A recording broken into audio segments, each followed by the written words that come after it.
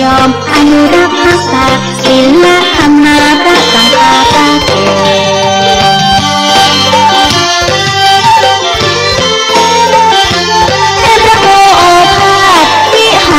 หรือพระครูบุญเลิศพระผู้เผยแผ่ตั้งเจ้าอาวาสจิตตั้งประเสริฐแต่พระครูสถิตธุรทนตนเอง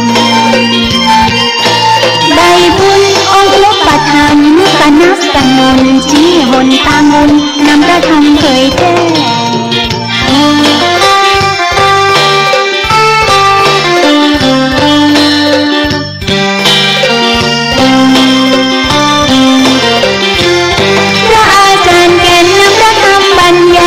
จะเป็นเรื่องใดตั้งใจฟังแต่ด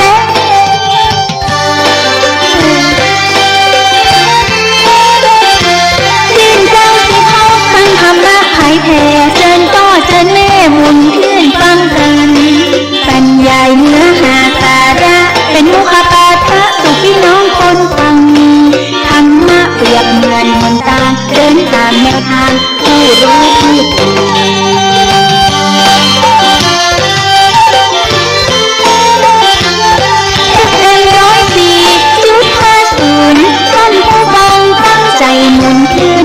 วันอังคารเข้าโมงใจชื่นถึง10 โมงเชิญฟังมวล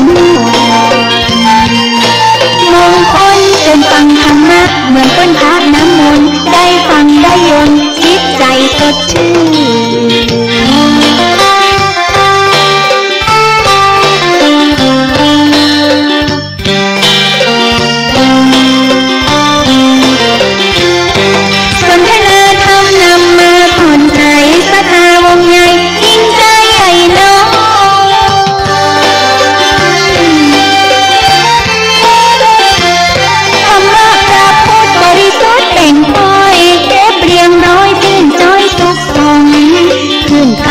8.75เป็นคลื่นธรรมะชุมชนวันเสาร์วันอาทิตย์เชิญมายินยนต์เวลา4 โมงถึง5 โมงนู่น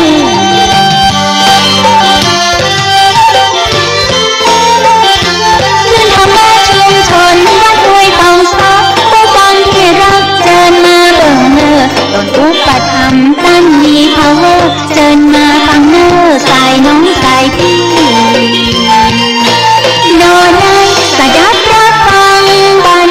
ยายธรรมะสู่ใจจึงได้ประโยชน์เชิญฟังสดับรับฟังบรรยายธรรมะสู่ใจจากพระอาจารย์เต็ม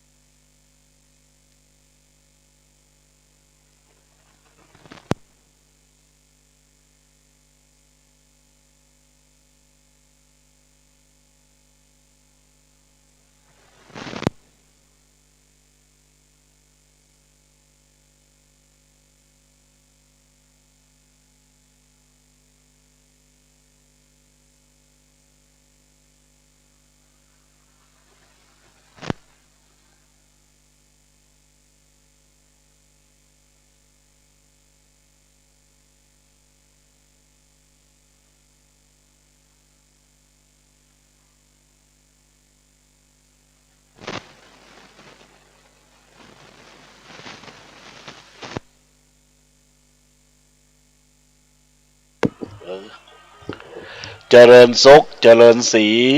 เจริญคืนเจริญวันพบปะกันนับว่าโชคดีวันนี้วันหน้าสุขาสุขีโชค นุนบุญมีเป็นเศรษฐีทั่วหน้าของเฮ้อมูลมั่งมูลมีปอกวิแม่ป้าอายุวันนะเกินร้อยประสงค์สิ่งใดบริบูรณ์เรียบร้อยอย่าได้ด้อยคุณธรรมเฮ้อสุขสบายอยู่ม่วนกินหวานอยู่สุขสำราญคนหนุ่มคนเฒ่าคนหนุ่มคนเฒ่าอายุวันโนสุขังปะลังกราบนมัสการถวายความเคารพหลวงพ่อท่านพระครูวิชุวัตรวรกิจโจท่านผู้อำนวยการขึ้นวิทยุเพื่อการศึกษาพระพุทธศาสนาและวัฒนธรรม FM 104.50 วัดฝ่ายหินที่เคารพอย่างสูงประสงค์ครูบาอาจารย์ท่านเจ้าพระครูสถิตธุราธรท่านเจ้าวาดวัดสันขยอมวิหารอุโบสถไม้สักทองทรงล้านนา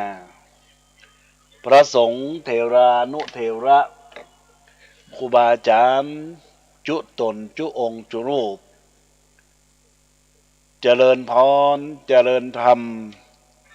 ธรรมสวัสดีกับบรรดาญาติโยมอุบาสกอุบาสิกาทายกทายิกาสัทธานาบุญตั้งหลายทุกท่านทุกคนบัดนี้อาตมาภาพพระครูปรัตน์กิติพงศ์กิติโสพโนหรือพระอาจารย์แก่นจักได้นำรายการธรรมะยามบ่ายโมง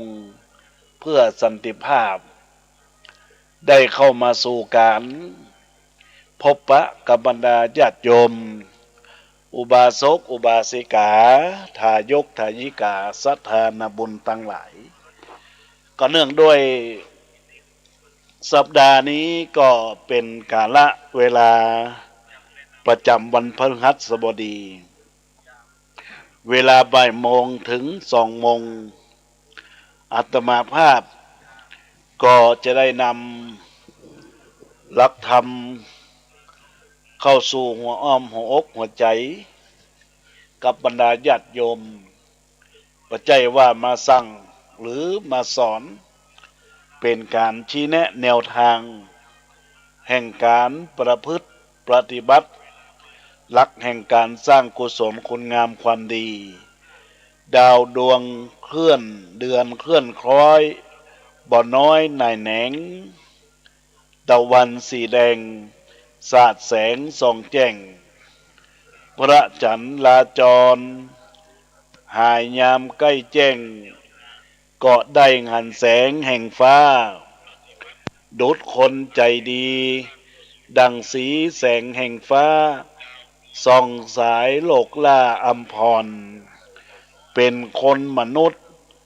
ยากนักจักสอนใจบ่อ่อนชอนสอนกันยากได้หากเป็นนิสัยมนุษย์มนากิริยาผ่องพุทธเพราะมีศีล8 5นำป่าเกิดเป็นมนุษย์ตาสีตาสาขาดศีลนำป่าบ่มีดีได้อาโตคนตมกิเลสเอาไม่เอาจนสวงในสตานดุจดังหินผาถูกฟ้าผ่านั้นย่อมแตกแห่งอันเป็นไปมนุษย์สุดเสี่ยงที่ใจพิจารณาไปหลายสิ่งหลายด้านเสลียมว่าขมหลายคนชอบอ้ำแล้วแต่คนชอบมักศีลอยู่ที่ใจถือได้หากดีแต่ตักศีล8ศีล5เน่อในศีลธรรมพระพุทธวิสุทธิหมดใสจิมมโนในสดใสทั่วหน้า จิ้มมโนในสดใสทั่วหน้าบรรดาญาติโยมสาธุชนพุทธบริษัทต่างหลายทุกท่านทุกคนในวาระโอกาสที่อาตมาภาพได้นำรายการธรรมะยามบ่ายโมงถึงบ่าย2 โมงมาพบปะกับบรรดาญาติโยมสาธุชนพุทธบริษัทต่างหลายอากาศก็ค่อนข้างที่จะร้อนพอสมควรเราท่านทั้งหลายก็ต้องพยายามอดทนแต่แล้วก็รู้สึกก็มีฝนพ้องและญาติโยมทั้งหลายทุกสิ่งทุกอย่างเปิ้นบอกว่าเปิ้งปะอาศัยยามตุกข์ยากไรแม้ตกต่ำใต้ก็ยังหวังดีช่วยปอช่วยได้ปอฮือสุขีน้ำใจหักมีไมตรีต่อฮือถ้าขาดน้ำใจดวงไทยมืดตื้อก็หากบ่สมอันเปิงกวนพระจันทร์อยู่ฟ้าเมฆฟ้าเสสวนถึงเวลากวนเปล่งแสงเจิดจ้าเปล่งแสงเจิดจ้าเนื้อญาติโยมสาธุชนพุทธบริษัททั้งหลายทุกท่านทุกคนที่กำลังได้น้อมรับฟังรายการธรรมะจากคลื่นวิทยุ FM 104.50และการเฟซบุ๊กไลฟ์กิตติพงศ์กิตติโสพโนหรือเพจธรรมะสู่ใจเพื่อสันติภาพนั่นเองนะญาติโยมทั้งหลายวันนี้ก็เป็นวันที่5 เดือนพฤษภาคมพุทธศักราช2565บรรดาญาติโยมแต่วันนี้ก็คงจะเป็นเวลาที่ญาติโยมพักผ่อนอยู่ทางบ้านเนื่องด้วยว่าบรรดาญาติโยมเป็นข้าราชการเป็นรัฐอุตสาหกิจเอกชนบางส่วนก็มีการปิดการงานเพราะว่าเป็นวันชัดมงคลวันนี้ก็อีกวันหนึ่งถ้าว่าตามที่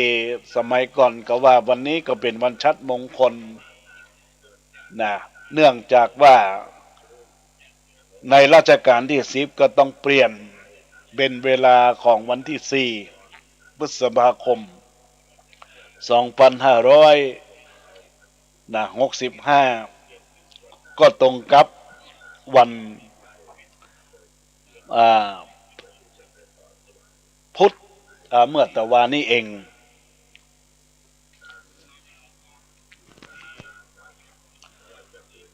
บรรดาญาติโยมสาธุชนทั้งหลายในส่วนของหลักธรรมคำสอนที่จะน้อมนำมาพบปะกับบรรดาญาติโยมสาธุชนพุทธบริษัททั้งหลายทุกท่านทุกคนนั้นก็จะเป็นหลักธรรมะที่จะได้เป็นแนวทางชี้แจง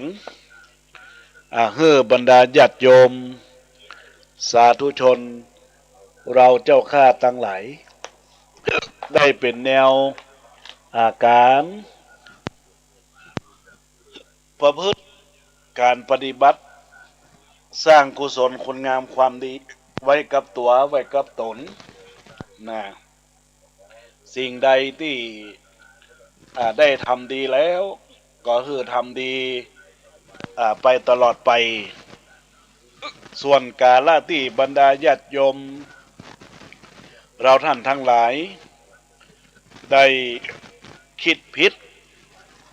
ในส่วนของการทำสิ่งบดีที่เกิดขึ้นมันก็ เป็นของกาละที่เรียกว่าเป็นหลักของการเริ่มต้นใหม่ผ่านต้นใหม่ให้ดีนะสำหรับบรรดาญาติโยมสาธุชนทั้งหลายที่กำลังรับฟังอยู่ตอนนี้ก็อาตมาภาพก็จะมีสิ่งสำคัญว่าทุกท่านทุกคนผ่านพ้นจากชีวิตของเราไปสู่ชีวิตที่ดีนั้นก็ต้องใช้หลักสติปัญญาการทำงานทุกอย่างบอกว่าจะเป็นทำงานกิจการงานของเราท่านทั้งหลายก็ต้องพยายามใช้หลักแนวทางแห่งชีวิตเพื่อเป็นบุญกุศลบางครั้งชีวิตคนเรานั่นนะญาติโยมอาจจะไม่ได้เดินโดยย่ำดอกกุหลาบชีวิตอาจจะไม่ได้เดินโดยย่ำดอกกุหลาบก็จะต้องพยายามลุกล้มคุกคานในชีวิตของคนเราเป็นหลักของแท้จริงนะดังนั้นก็วันนี้ก็จะได้อู้ถึงว่าหลักของการระวังเรื่องของล้มนะหลักการของการบ่เป็นคนล้มละลายปกติคนเหล่านั้นต้องมีการดิ้นรนต่อสู้ประกอบวิชาชีพทำหน้าที่การงานการขายธุรกิจโดยวิธีการต่างๆเพื่อการดำรงไว้ซึ่งชีวิตและเพื่อความอยู่รอดปลอดภัยแต่การดำเนินชีวิตนั้นบางทีบางครั้งก็ต้องมีการหยุดการชะงักการเบรกการเพลาเอาไว้มิหนำซ้ำบางทีก็เกือบจะเอาตัวบรอดเพราะปัญหาที่เกิดขึ้นนั้นเราแก้บ่ถูกจุดและชีวิตของคนเราจะให้มีความราบรื่นโดยตลอดบ่ยะเป็นไปบ่ได้เพราะเราต้องอยู่ภายใต้อำนาจของกรรม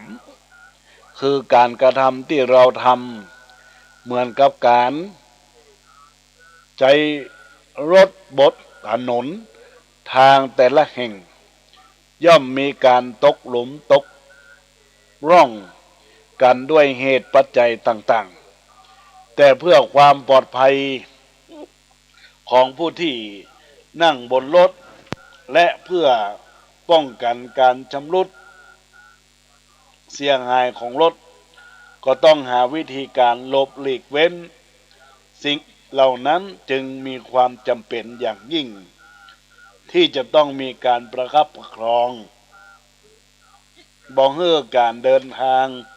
ของเราต้องพบกับอุปสรรคบ่อยจนเกินไปและเพื่อป้องกันบ่ให้มีการล้มละลายในชีวิตพระพุทธเจ้าจึงทรงวางหลักเอาไว้มีอยู่4หลักด้วยกันก็คือของอันยังที่หายไปก็ต้องแสวงหา2ของอันยังที่ชำรุดต้องมีการซ่อมแซม3จักประมาณในการใช้จ่ายตั้งยิงจะที่มีศีลมีการซื่อสัตย์คือเป็นผู้บริหารก็มีหลักสำคัญอยู่ว่าการขวนขวายหาความมั่งมีบ่สำคัญเท่ากับการประหยัดทรัพย์เพราะมีคำโบราณที่กล่าวว่าอันเงินทองเป็นของพ่อแม่ฮื้อบ่รู้จักรักษาก็จะสูญหายเพราะฉะนั้นเมื่อเฮาหาทรัพย์ได้ด้วยการโดยตรงแล้วก็จะมากหรือน้อยก็ตามก็จง ใจทรัพย์ด้วยความมัธยัสถ์ทรัพย์จึงจะให้ความสุขแก่เฮาได้หลักการทั้งสี่ข้างต้นนั้นข้อที่สามเป็นข้อที่ระมัดระวังมากที่สุดคือความรู้จักประมาณในการใช้จ่ายที่เราพูดฟังกันทุกวันนี้ว่าเศรษฐกิจตกต่ำก็เพราะคลังของประเทศเราต้องใช้จ่ายมากกว่าที่ว่าครอบครัวอัตคัดก็เพราะเจ้าบ้านมีรายได้น้อยกว่ารายจ่ายและเราพากันร้องทุกข์ว่ายากจนคัดสดก็เพราะเราหาได้บ่เท่ากับเสียนั่นเองในพระไตรปิฎกจตุกนิบาตชาดกเลยกล่าวว่าติดเฮยยังเตสังยะมนัสสะโคโคแปลว่าเมื่อต้านประหยัดทรัพย์เงินทองของใจก็จะถึงคงอยู่ได้นอกจากนี้ก็ยังมีคำสุภาษิตของเจ้ายุโรปว่าไว้แล้วว่าการใช้จ่ายเล็กๆน้อยๆเพราะรู้รั่วนิดเดียวก็ยังทำให้เหือใหญ่จมลงได้และว่าผู้ที่บ่สงวนเหรียญไว้จะบ่ได้เงินที่เป็นธนบัตรเพราะฉะนั้นจึงต้องมีการประหยัดทรัพย์ไว้เพื่อใช้จ่ายและใช้จ่ายเพื่อประหยัดไว้เมื่อเงินทองของเรามีบริบูรณ์หรือมีพอสมควรเพราะรู้จักใช้จ่ายแล้วก็จึงควรคิดวิธีการรักษาทรัพย์สมบัติไว้ข้อที่หนึ่งข้อที่สองและข้อที่สี่ต่อไปข้อที่หนึ่งว่าอันหยังที่หายไปก็ต้องแสวงหาข้อที่สองว่าอันหยังชำรุดก็ต้องซ่อมแซมผู้ที่มีการเลินเล่อมักจะวางใจบอกค่อยจะเอาใจใส่ว่าอันยังขาดอันยังมีอยู่นี่ก็เป็นเหตุอันสำคัญอย่างหนึ่งที่จะทำทรัพย์สมบัติเพื่อวินาศสูญไปมีคำสอนไว้ว่าอย่าไว้ใจทางอย่าวางใจคนจะจนใจเอง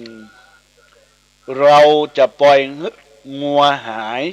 เสียก่อนจึงล้อมคอกหรือเมื่อขโมยเข้าบ้านแล้วก็จะซ่อมแซมประตูหน้าต่างรอให้หิวเข้าก่อนแล้วก็จึงดำเข้าตำเข้าหุงกินกันเป็นการใจบ่ได้ของทุกสิ่งทุกอย่างที่เป็นของเราก็จะมีค่าน้อยจะมีค่ามากหากว่าหายไปก็จะต้องมีการบูรณะก็จะต้องสืบสารญาติโยมจะต้องสืบสาวบุคคลที่ในฐานะที่เรียกว่าได้มีใจใส่สืบเสาะค้นหามาบ่ใจว่าของมันหายไปแล้วก็ฮื้อแล้วไปหาไม่ดีกว่าอย่างนี้ก็จะทำเป็นแนวทางแห่งการล้มละลายประการสองญาติโยมต้องมีการบูรณะซ่อมแซมที่ค่ำค่าและชำรุดทรุดโทรมบุคคลที่ทำฐานะของตนเองต้องคลอนแคลนสิ่งเหล่านั้นเนื่องมาจากของเก่าก็ทิ้งแล้วเสื้อผ้าที่ใช้ได้หรือเย็บชุน เอาไว้ใช้ได้ก็บ่มีการประกาศเงียบบ่มีการชุนใช้พอคะแล้วก็ทิ้งอันหยังที่ควรปรับใช้ได้ก็บ่ยอมรับปรับใช้แนวทางในการที่ใช้จีวรสมัยพระพุทธเจ้าที่พระอานนท์แสดงไว้มีการเปลี่ยนสภาพอำนวยการประโยชน์ได้ในฐานะนั้นๆองค์ที่ได้จีวรมาใหม่ก็เอาจีวรเก่าของตนให้แก่ผู้ที่มีจีวรเก่ากว่าคนที่มีจีวรเก่ากว่าก็จะเอาให้แก่คนที่มีเก่ากว่านั่นอีกคนมีจีวรเก่ากว่านั้นผ้าขาดไปแล้วก็เอาไปทำผ้าปูที่นอนผ้าปูที่นอนเก่าก็เอาไปทำผ้าเพดานทำผ้าเพดานก็เอาไปทำเป็นผ้าปูนั่งผ้าปูนั่งเก่าก็ไปเอาทำเป็นผ้าเช็ดพื้นผ้าเช็ดพื้นเก่าก็เอาไปทำผ้าเช็ดเท้าผ้าเช็ดเท้าเก่าก็เอาไปขย่ำกับดินโคลนสาบผ้าฝนังเลยใช้กันบ่มีที่สุดจะเห็นว่าเป็นวิธีการปรับใช้ได้ตลอดไปญาติโยมพัสดุสิ่งของต่างๆที่เฮาว่ายังใช้ได้อยู่ก็ควรที่จะกระทำการซ่อมแซมปรับปรุงให้ดีขึ้นใช้ต่อไปแถมบ่ต้องจับจ่ายซื้อหาอีกต่อไปเป็นการสิ้นเปลืองโดยใช้ญาติโยมโดยใช้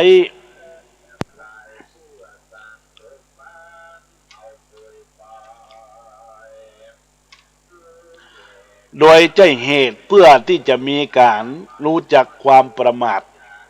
ความประมาณในการใช้จ่ายการบริโภคทรัพย์สมบัติซึ่งเป็นส่วนที่สามผู้ใดที่รู้จักการประหยัดในชื่อหาในการใช้สอยก็จะทำฐานะความเป็นอยู่ของตนเองดีขึ้นบ่ต้องเป็นคนล้มละลายแต่ถ้าหากเป็นคนประเภทปากถุงล้นก้นถุงรั่วก็จะต้องตั้งตัวบ่ได้ประการสุดท้ายต้องตั้งสตรีหรือบุรุษผู้มีศีลธรรมถือสัจจะให้เป็นผู้บริหารเมื่อเฮาตั้งผู้ทุศีลให้เป็นผู้นำให้เป็นบริหารแล้วความอยู่รอดปลอดภัยก็จะบ่เกิดมีขึ้นคำว่าทุศีลในที่นี้บ่ได้หมายเป็นคนผิดศีลอย่างเดียวหมายถึงคนที่มีอัธยาศัยบ่ดีบ่มีปัญญาเป็นหลักการที่จะเก็บรักษาทรัพย์สมบัติจะเพิ่มพูนทรัพย์สมบัติให้สูงขึ้นบ่มีความคิดบ่มีสติปัญญาสามารถในการรักษาทรัพย์และเป็นครูผู้ประพฤติผิดศีลห้าโดยตลอดในวงการใดมีผู้ทุศีลบ่มีคุณธรรมบ่มีความซื่อสัตย์ซื่อตรงต่อกันในวงการนั้นก็จะวงการขนาดย่อมถือวงการภายในครอบครัวก็ตามหรือวงการที่ใหญ่โตสักปานใดก็ตามผลที่จะติดตามมานั้นก็คือการล้มลุกคลุกคลานหลักการทั้งสิประการนี้ก็คือรู้จักแสวงหาในสิ่งที่สูญหายบูรณะซ่อมแซมสิ่งที่ค่ำคร่ารู้จักประมาณในการใช้จ่ายในการบริโภคทรัพย์สมบัติและเป็นหัวหน้าเป็นผู้นำที่ดีสามารถที่จะควบคุมนาวาชีวิตไว้ให้ดำเนินไปในทางที่ดีได้มีความก้าวหน้ามีความเจริญรุ่งเรืองมีความมั่งคั่ง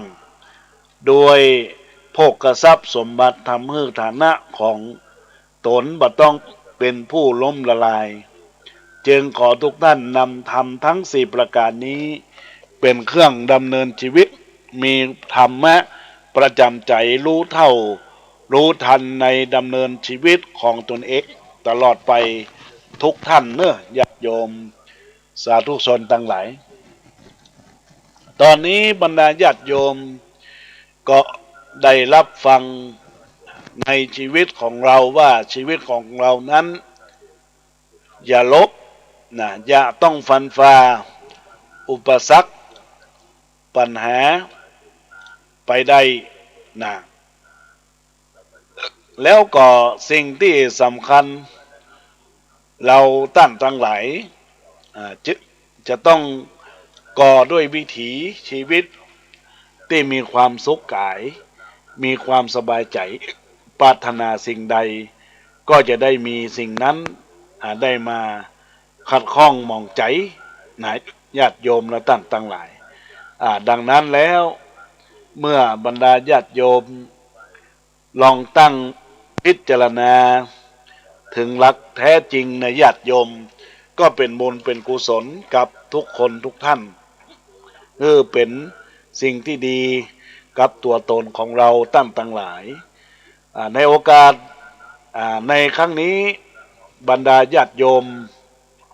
สาธุชนพุทธบริษัททั้งหลายได้รับฟังธรรมะที่อาตมาภาพได้อุจาสอนตรงก็เป็นสิ่งที่ญาติโยมและท่านทั้งหลายก็ความเข้าอกความเข้าใจเป็นอย่างดีก็ขอให้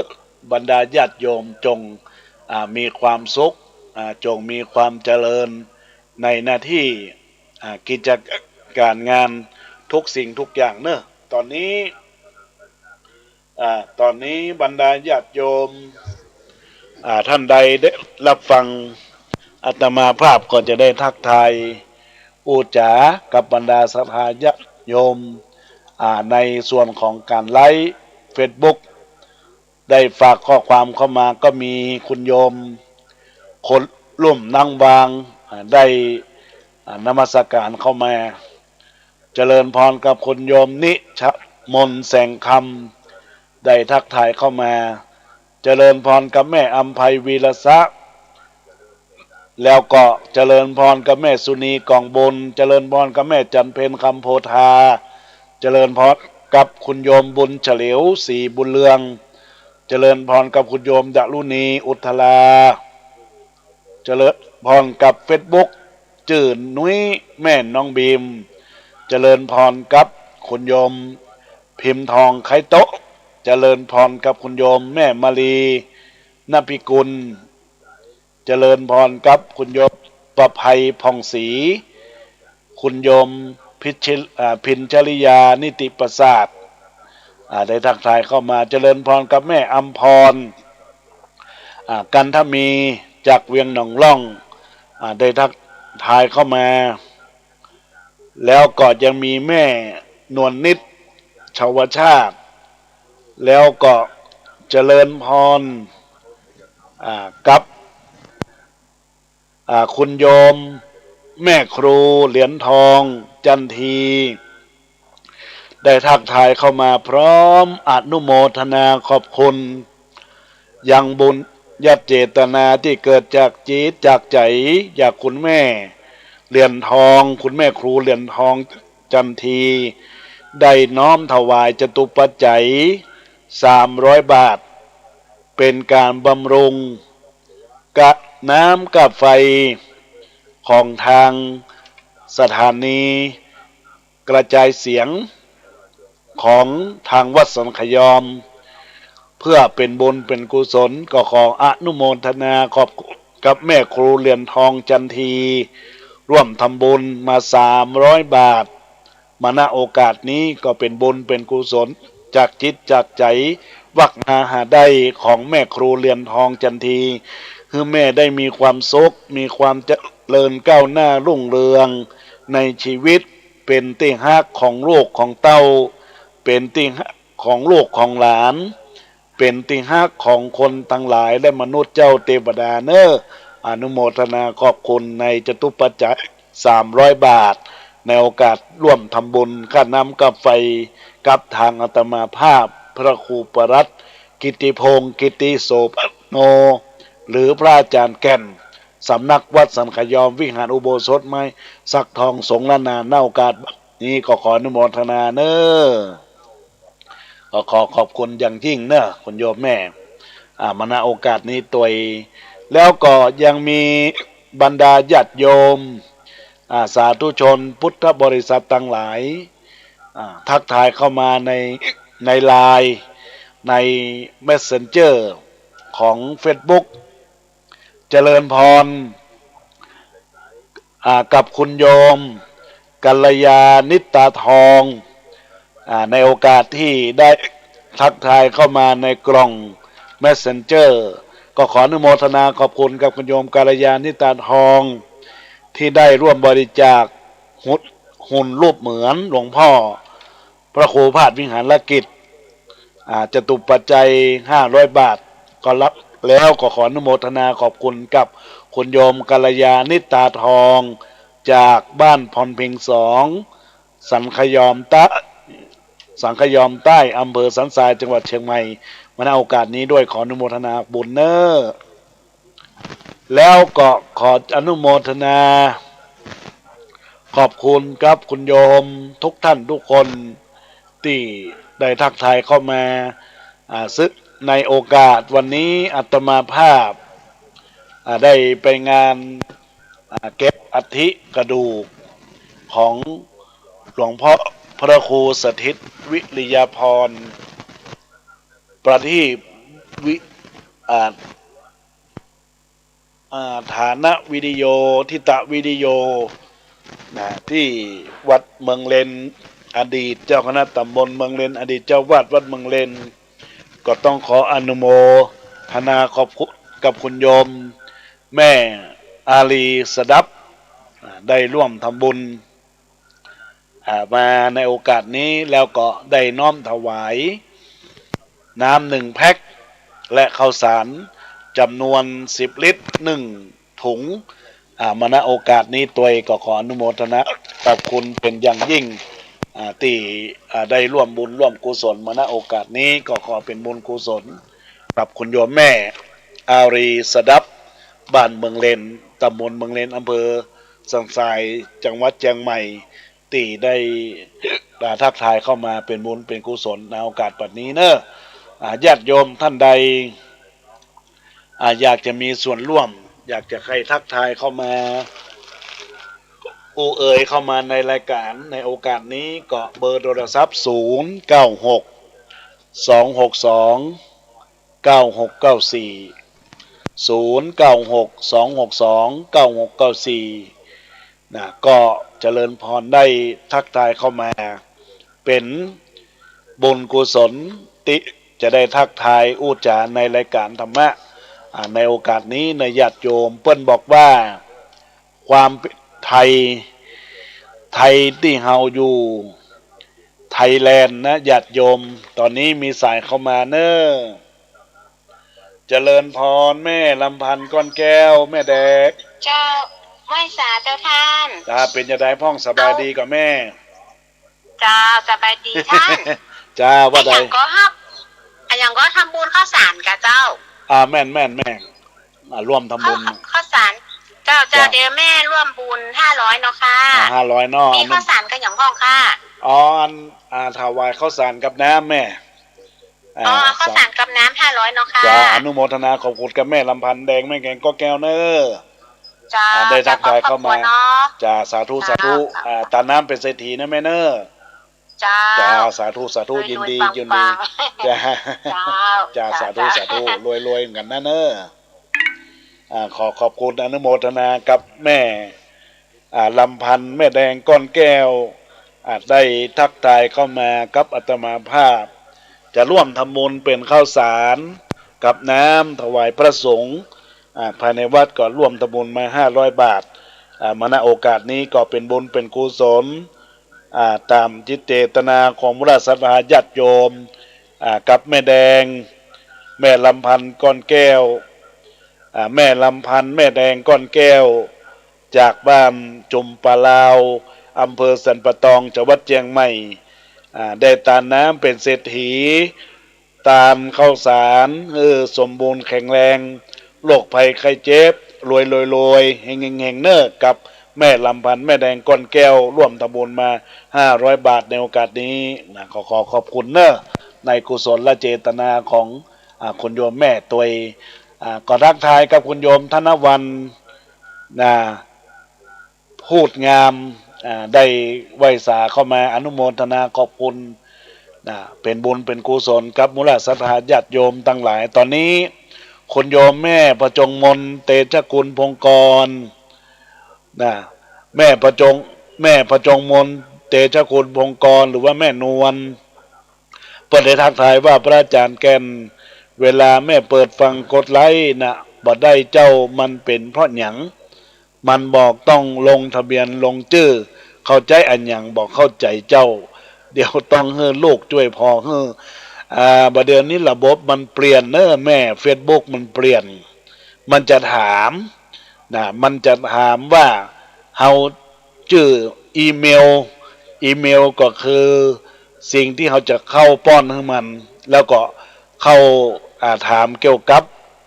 ในส่วนของรหัสผ่านนะแม่เนอะอย่างใดก็คือตั้งลูกตั้งเต้าได้พอได้ก่อยฮื้อนะแม่เนอะแล้วเขาจะได้เข้าไปฟังและเขาจะได้กดได้ไลค์ได้นะแม่เนอะก็ต้องขออนุโมทนาขอบคุณกับแม่พระจงมนเตชะกุลพงกรที่ได้ทักทายเข้ามาโอจาในรายการธรรมะตอนนี้ก็มีโอกาสเวลาญาติโยมท่านใดที่อยากให้ได้รับฟังเป็นบุญเป็นกุศลติดตามเนื้อติดตามตัวติดตามตนทักทายเข้ามาเป็นบุญเป็นกุศลกับทุกคนทุกท่านติเบอร์โทรศัพท์096 262 9694 096 262 96 0962629694เป็นเบอร์ของอาตมาภาพสายตรงเข้ามาญาติโยมพระอาจารย์แก่นได้ทักทายเข้ามาเป็นการโอจาพบปะกันหูจักมักคุ้นกันในญาติโยมบอกว่าญาติโยมที่อยู่เจียงไฮ้ญาติโยมที่อยู่ตังเจียงดาวญาติโยมที่อยู่ตังแม่แต่งแม่ริมอยู่ตังใดห่างดงแม่ออนได้รับฟังอย่างใดก็เจริญพรญาติโยมทั้งหลายเป็นบุญเป็นกุศลครับทุกคนทุกท่านเพื่อสร้างกุศลคนงามความดีหลักแห่งการสู่ชีวิตชีวิตของเรานั้นจงมีแต่ความสุขจงมีแต่ความเจริญก้าวหน้ารุ่งเรืองในสิ่งที่เป็นอยู่ในสิ่งที่เป็นไปหลักแห่งการประพฤติปฏิบัติหลักแห่งการใช้ชีวิตญาติโยมเพิ่นบอกว่าชีวิตของคนเฮานั้นจะต้องมีหลักในการประพฤติปฏิบัติหลักแห่งการเป็นคนดีคือเพิ่นบอกว่าไทยที่เฮาอยู่ไทยแลนด์ไทยที่ตีก๊อบแม่นไทยเกอร์วูดไทยที่นักมวยรุ่นสุดก็ไข่ไฟไทยที่อยู่อวกาศใหญ่ไทยคมไทยคมไทยคมไทยคอมไทยที่เป็นนักฮ้องไทยธนวุฒิไทยที่นักเทนนิสตีบยุทธก็ไทยเบรกไทยที่อักเสบไทยรอยไทยที่ประกวดบ่อยๆไทยซูเปอร์โมเดลไทยที่บ่มีคนเตียวไทยมุงไทยที่อยู่บนดอยสูงก็ไทยภูเขาไทยที่เฮาบ่เอาก็ไทยขัดแย้งกันไทยที่มีตังไทยเศรษฐีดีไทยที่บ่เข้าทีไทยแต่ความสามัคคีกันไทยที่ทุกคนต้องการก็ไทยรวมเลือดเนื้อชาติเชื้อไทยไทยที่เปิ้นอยู่พม่าเมืองไก่ไทยใหญ่ไทยที่มีวัฒนธรรมอัมไพไทยลือไทยที่ขนบธรรมเนียมเรื่องลือไทยเขินไทยที่บ่เจริญไทยแตกแยกไทยที่เปิ้นแจกไทยช่วยไทยไท ไทยที่เป็นสโมสรยิ่งใหญ่ก็ไทยลีกไทยที่เราต้องคิดไทยต้องฮักกัน ญาติโยมสาธุชนพุทธบริษัททั้งหลายเนอะก็เป็นสิ่งที่เราพินิจพิจารณาเนอะญาติโยมเปิ้นบอกว่าคิดอย่างใดคิดมากก็จะทำให้เราเหนื่อยคิดเฉยก็ทำให้เราจ้าคิดบ้าก็ทำให้เราบอคิดท้อก็ทำให้เราถอยคิดบ่อยก็ทำให้เราลวนคิดเปรปรวนก็ทำให้เราลังเลคิดเกเรก็ทำให้เราลุดนอกกรอบคิดในทางที่ชอบทำให้เราทำดีคิดคิดจิคิดทีทำให้เราใจแคบคิดแปลกๆทำให้เราเพี้ยนคิดบ่เบียดเบียนทำให้เรามีเมตตาคิดซ่าก็ทำให้เรามักมีเรื่องคิดถึงเพื่อนก็ทำให้เรามีกำลังใจ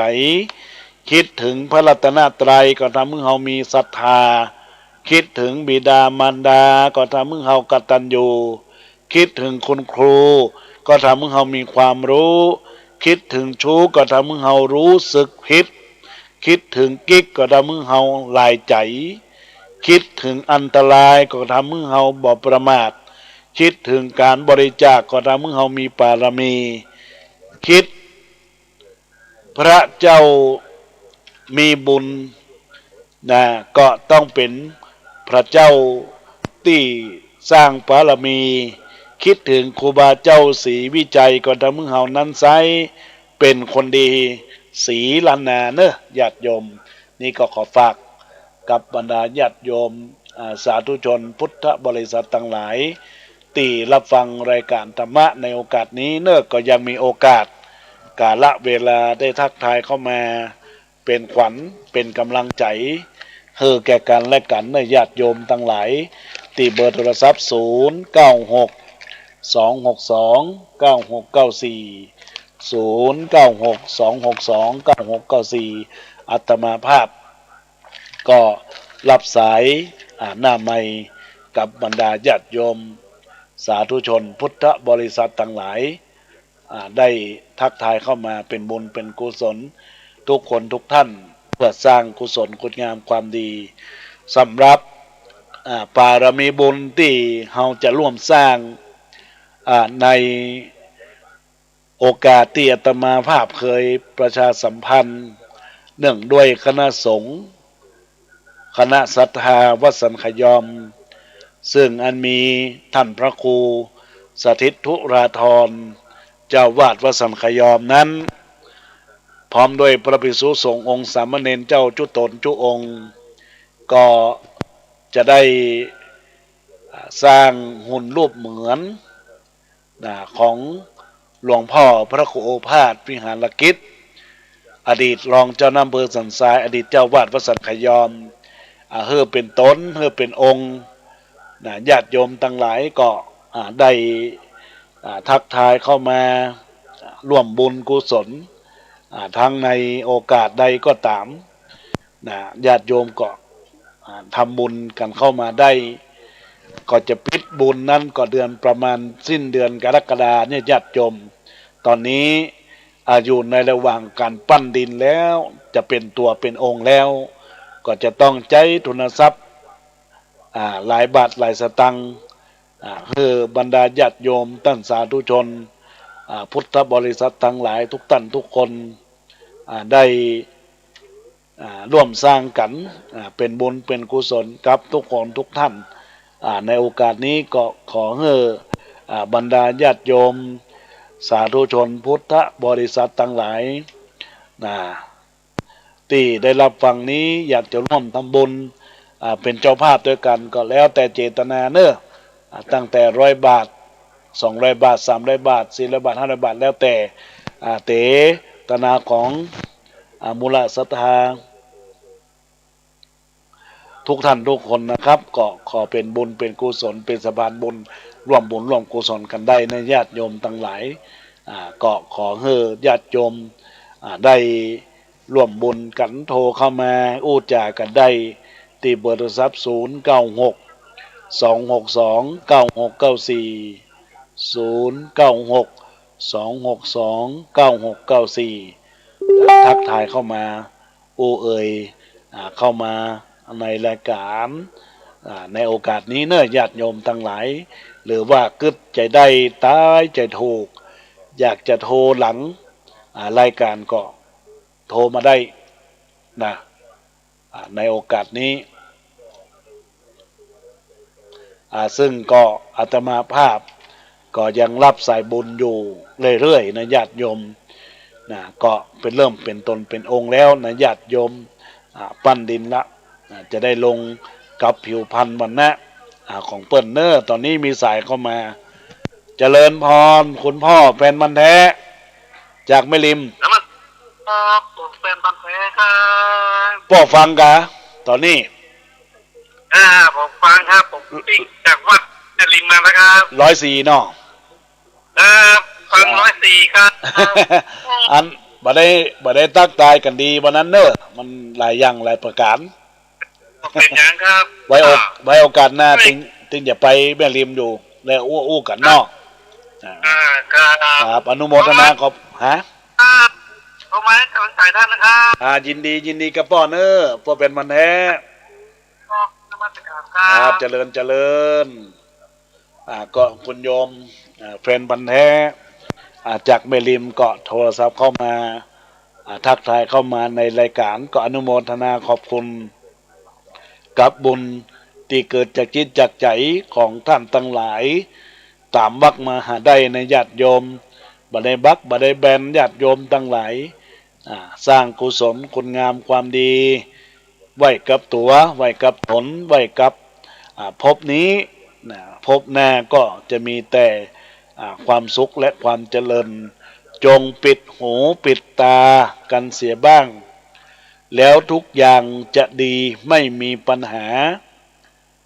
ปิดปากปิดคอณแก้วตาปิดแล้วเป็นยารักษาใจไม่ปิดมากก็ปิดสักน้อยนิดให้คิดปิดไม่ติดในปัญหาขอเทิดทูนยกย่องและบูชาไร้ปัญญาถ้าปิดได้สบายเอ่ยเรื่องโลภโกรธหลงก็ปงนะใจเป็นพระละได้จะคลายหมองถ้าจะได้ใจชนะจะสมปองเรื่องมัวหมองขุ่นข้องต้องไม่มีทำดีต้องได้ดี